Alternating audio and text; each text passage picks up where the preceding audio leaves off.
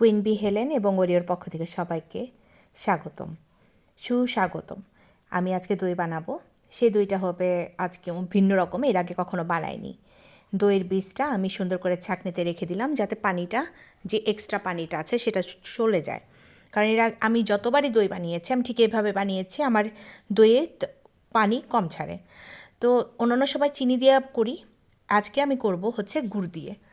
তো গুড়ের মধ্যে ঠান্ডা যে দুধ আছে সেই দুধটা সুন্দর করে মিক্স করে নিব যাতে আমার দুধটা না ফাটে।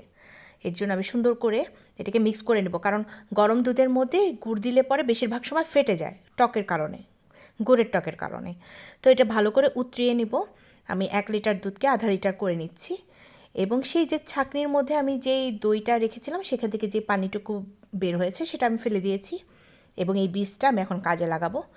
আমি একটা বাটি নিয়ে নিয়েছি, সেটার মধ্যে আমি চারিপাশে সুন্দর করে দইয়ের বীজটা নিয়ে নেব এবং এটা নেওয়ার পরে আমি এটাকে একটা সাইড করে রেখে দিয়ে আর বাকি অর্ধেক যে বীজটা আছে সেটা আমি দুধের মধ্যে দিয়ে দেব এবং দিয়ে দেওয়ার পরে ওটা আমি সুন্দর করে একটা ডাল ঘুটনির মাধ্যমে বলেন বা স্কুইজারের মাধ্যমে বলেন, যেটার মাধ্যমেই বলেন আপনি ওইটা সুন্দর করে স্মুথ করে এটাকে সুন্দর করে আমি মিক্স করে নেব এবং মিক্স করে নেওয়ার পরে এটাকে সুন্দর করে আমি সেই বাটিটার মধ্যে ঢেলে নেব।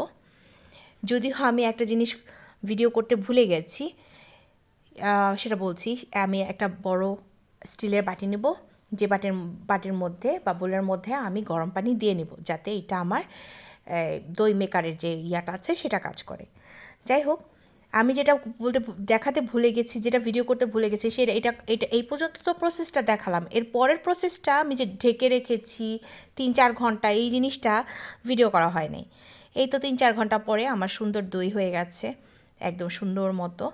এটা আমরাও খেলাম, আমি খেলাম, আমার হাজব্যান্ডও খেলো এবং সাথে আমি ওরিওকেও দিলাম, কারণ ওরিও খুব পছন্দ করে এবং খুব পছন্দ করে খায়।